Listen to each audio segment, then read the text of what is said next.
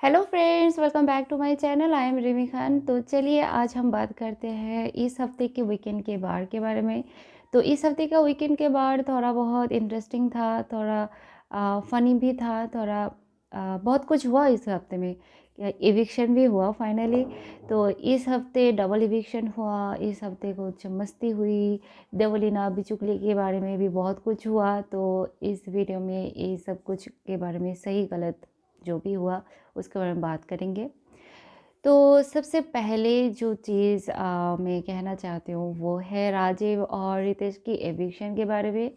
तो फर्स्टली रितेश का eviction quite expected था, क्योंकि रितेश जैसे बिहेव कर रहा था, जैसे गेम खेल रहा था, जैसे वो उसका इरिटेटिंग नेचर था, तो इससे सब पता चल रहा था कि वो यहाँ तो टिकने वाला है नहीं। बस एक नॉमिनेशन की बात थी और जो वो नॉमिनेट हो गया था तो फाइनली वो इविक्ट हो गया। बट राजीव का इविक्शन थोड़ा अनएक्सपेक्टेड था। हम में से बहुत सारे लोगों ने सोचा था कि अभिजीत का इविक्शन होगा, बट इविक्ट हो गया राजीव। क्योंकि यहाँ पे जो चीज़ हो गया ना कि हम जो राजीव को पसंद करते हैं मोस्टली जो है करण के फ़ैन, तेजा के फ़ैन, उमर के फ़ैन, शमिता के फ़ैन भी राजीव को पसंद करते हैं। तो बहुत सारे ऐसे लोग हैं जो राजीव को पसंद तो करते हैं, बट राजीव उनका फर्स्ट प्रायोरिटी नहीं है। फर्स्ट प्रायोरिटी शायद उमर होगा, करण या तेजा, शमिता, ये सब होंगे। शमिता नॉमिनेटेड नहीं थी, बट शमिता के कुछ वोट्स शायद राजीव को गया होगा या नहीं गया होगा। बट उमर के फैंस ने सिर्फ उमर को वोट किया होगा, के करण का फ़ैन ने करण को, तेजा का फ़ैन ने तेजा को किया होगा। इसी वजह से कहीं ना कहीं राजीव का वोट जो है अभिजीत से कम आ गया होगा, क्योंकि अभिजीत का मराठी फ़ैन थोड़ा सा ज़्यादा है, क्योंकि वो मराठी बिग बॉस करके आया हुआ है। तो ये ऐसे माना जाता है कि उसका मराठी फैंस हैं। तो इसकी वजह से अभिजीत जो है वो सेफ हो गया और राजीव का इविक्शन हो गया। तो ये इतना भी शॉकिंग नहीं है, क्योंकि फ़िनाले में अब ज़्यादा हफ़्ते रह नहीं गया है और बाकी बस 3 हफ़्ते रह गया है। अब इन 3 हफ़्तों में किसी का भी एविक्शन कहीं पे भी हो सकता है। मतलब बहुत ही शॉकिंग एविक्शन हो सकता है, क्योंकि बहुत सारे लोग ही हैं अभी जो भी है, बहुत स्ट्रॉन्ग कंटेंडर है। तो जो जिनको सपोर्ट करते हैं ना, अगर आप तेजा को सपोर्ट करते हो, करण को करते हो, उमर को, प्रतीक को, निशांत को, जब भी वो नॉमिनेट हो जाए दिल खोल के वोट किया करे। चाहे आप बांग्लादेश में है, इंडिया में है, कहीं पे भी है, दिल खोल के वोट किया करे, क्योंकि कभी भी कुछ भी हो सकता है, कभी भी कुछ भी। क्योंकि राखी तो ऑलरेडी फिनाले में पहुंच गया है और पता नहीं बिग बॉस का क्या ट्विस्ट आ जाता है। तो ये चीज़ सारे फैंस को ध्यान में रखना चाहिए और वोटिंग में कोई कंजूसी नहीं। अब ज़्यादा से ज़्यादा वोट कीजिए ताकि आपकी जो फेवरेट कंटेस्टेंट है वो सेफ हो जाए। अभी बात करते हैं देवलीना और बिचुकले की जो टॉपिक था। तो यहाँ पे कुछ चीज़ था जो सलमान खान सही थे, कुछ था जो मुझे लगता है कि सलमान खान का सही नहीं था। कि जो बात है कि अभिजीत बिचुकले ने जो कहा था, पप्पी वाली बात, वो मजाक में नहीं कहा था। वो कोई मजाक नहीं कर रहा था, वो सीरियसली बोल रहा था कि अगर मैं तुझे सामान ला के दूंगा तो मुझे तू पप्पी ले। अभी पप्पी ले का मतलब क्या होता है कि ले या दे, मुझे नहीं पता। जो भी है वो चीज़ किसी भी लड़की के लिए थोड़ा सा अनकंफर्टेबल सिचुएशन होगा कि ये इंसान मुझे हेल्प कर रहा है और बदले में उसको पप्पी चाहिए। बट यहाँ पे देवलीना का भी गलती है, क्योंकि देवलीना को ये पहली बार नहीं, उससे पहले से ही पता है कि अभिजीत उसको पसंद करता है। ऐसा बात उसने इससे पहले किचन में उमर को कहा था, जो शायद एपिसोड में नहीं दिखाया था, बट उसने कहा था। जो 24 आवर्स लाइव फीड देखते उनको पता होगा कि देवो ने स्टार्टिंग में ही उमर को ये बात बोला था कि जो अभिजीत दादा है ना, वो ना शायद मुझे ना पसंद करता है, या तुम जाके उसको कुछ बोलो ना, ऐसा बोला था देवोलीना ने। तो उमर ने उस वक्त उसको कहा था कि तू खुद क्यों नहीं कहता है, मैं साथ दूंगा, मैं बताऊंगा, मैं समझाऊंगा उसको, पर इससे ये बात तुझे खुद करना चाहिए, मैं कहूँगा तो ये सही नहीं रहेगा। ऐसे उमर ने देवो को बोला था। बट देवो ने क्या किया है कि देवो ने तो एक्चुअली में सबके अगेंस्ट जाके अभिजीत को हमेशा सपोर्ट की है, अभिजीत को साथ दी है। तो शायद इसी चीज़ की वजह से रश्मि ने ये बात भी बोली होगी कि अगर आप उँगली दोगे तो लोग तो हाथ पकड़ लेंगे ही। उसका ये मतलब बिल्कुल भी नहीं था कि अभिजीत सही है और तू गलत है। उसका मतलब ये था कि मैं तो पहले से वार्निंग दे रही थी तुझे, तो तुझे समझ में नहीं आ रहा था, अब जाके क्यों चिल्ला रही है? ये शायद उसका मतलब हो सकता है। और ऐसे बात हम अपने फ्रेंड्स को भी बोलते हैं, बहन को भी बोलते हैं कि मैंने तो पहले ही मना कर दिया था ना कि तू उस इंसान से मत मिल, अभी क्यों बोल रहा है? तो ये ह्यूमन नेचर होता है कि हम जब ऐसे सिचुएशन आते हैं तो बोलते हैं ऐसे। तो यहाँ पे सिचुएशन क्या था कि देवलीना को पहले से ही पता है कि ये इंसान शायद मेरे लिए आगे जाके कंफर्टेबल ना भी हो, बट फिर भी उसने उसका साथ दिया क्योंकि उसको बेनिफिट्स आ रही थी, उसको सपोर्ट मिल रहा था अभिजीत से। और उसको लग रहा था कि वो जो टिकट टू फिनाले का जो टास्क था उसके लिए वो बहुत ज़्यादा इम्पोर्टेंट था। तो अगर वो जीत जाती तो फिनाले में पहुंच जाती, तब वो शायद बिचुकले को कुछ ना कहती। बट जब ये टास्क रद्द हो गया तब जाके देवलीना ने इसका ज़िक्र किया, पहले राखी से, फिर तेजा से, फिर उसने बहुत रिएक्ट किया। और बेसिकली उसको अभिजीत से ज़्यादा गुस्सा नहीं था, उससे तो बाद में जाके ज़्यादा गुस्सा रश्मि पे आ रहा था। तो समहाउ देवलीना खुद कन्फ्यूज़्ड है कि उसको किससे कंफर्टेबल है, किससे नहीं। अभी शायद हमें देखने को मिल जाएगा कि वो प्रतीक के पीछे पड़ी हुई है। सलमान खान ने एक बात कही थी यहाँ पे कि आप लड़कियाँ कैसे होते हो कि आपको अगर कोई गुड लुकिंग लड़का आपके साथ फ्लर्ट करता है या आपको कुछ कहता है तो आप लोगों को अच्छा लगता है। मतलब आपको जो पसंद है वो आपके साथ अगर कुछ करे, कुछ मज़ाक मस्ती करे तो वो आप आसानी से ले लेते हो। बट कोई इंसान अगर देखने में शायद उतना हैंडसम ना हो या शायद मतलब आपको पसंद नहीं है, अगर वो आपके साथ मज़ाक कर लेते तो आप उस चीज़ को हैरेसमेंट ले लेते हो। और ये बात कई हद तक सही है।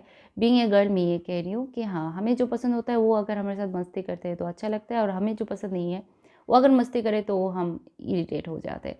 तो समहाउ ये चीज़ देखने को मिला देवलीना के केस में। दो अभिजीत वाज नॉट राइट। और इनफैक्ट मुझे स्टार्टिंग से अभिजीत कुछ खास पसंद नहीं है। वो जैसे बात करता है, बहुत सारी बातें तो मुझे समझ में ही नहीं आता है।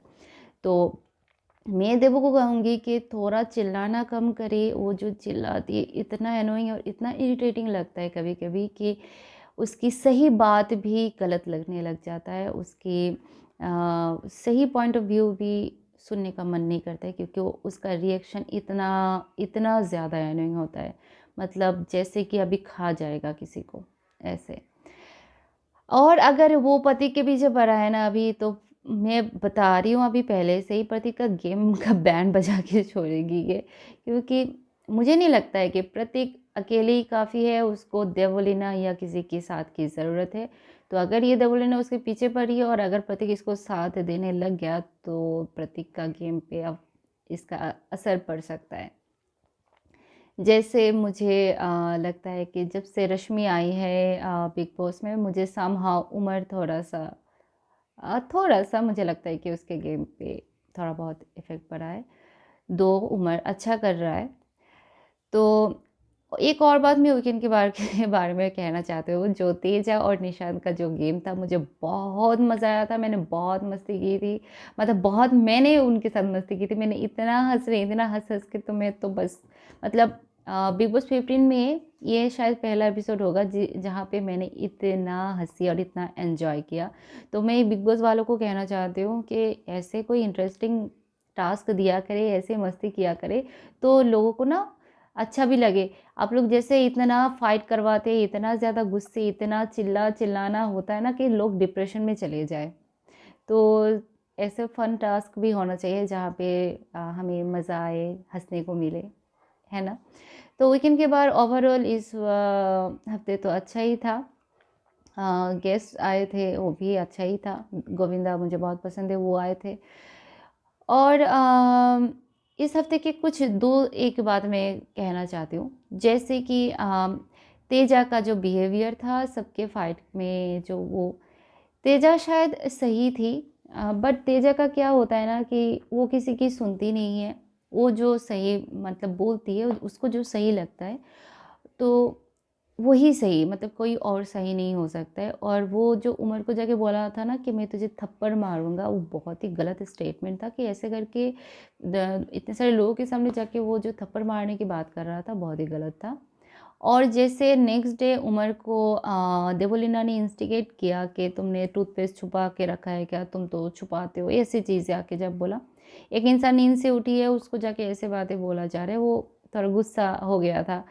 तो देवोलीना का गुस्सा उसने तेजा के ऊपर जाके बोल दिया, क्योंकि वो फ्रेंड है, मतलब इतना भी फ्रेंडशिप तो है नहीं तेजा और उमर में, बट थोड़ा बहुत जो भी है, तो उसने उसके ऊपर जाके ये हो गया। वहाँ पे भी तेजा सॉरी बोल रहा था, बट उसका सॉरी उसके फेस पे दिख नहीं रहा था।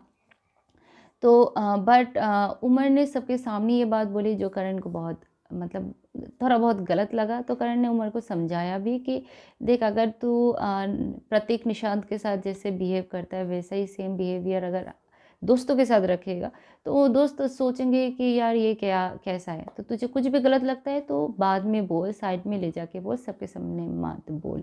मुझे पता है कि तू देवलीना की वजह से चिढ़ चुका था, बट फिर भी ये चीज़ ध्यान में रख। तो ये चीज़ सही कहा करण ने, एक बहुत अच्छा एडवाइस दिया। और करण की बहुत अच्छी बात ये है कि वो ब्लाइंडली किसी को सपोर्ट नहीं करता है, वो सुनता है।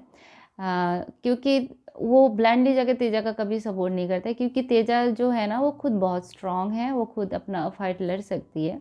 बट तेजा कभी-कभी जो है ना सुनती नहीं है, तो ये सब चीज़ें होता है। फिर बीच में रितेश आ जाता है, रितेश को मारने भी गया था उमर, तो रितेश ने गाली दिया था उसके फादर को, तो इसलिए उसका एग्रेशन आ गया था। इस चीज़ का भी कुछ लोगों ने मुद्दा बनाया था कि उमर का बहुत एग्रेशन है। पहली बात तो ये कि अगर मुझे भी कोई अपने मेरी बाप को लेके, मेरी माँ को लेकर अगर कोई गाली देगा ना, तो मैं भी तो नहीं छोड़ूँगा।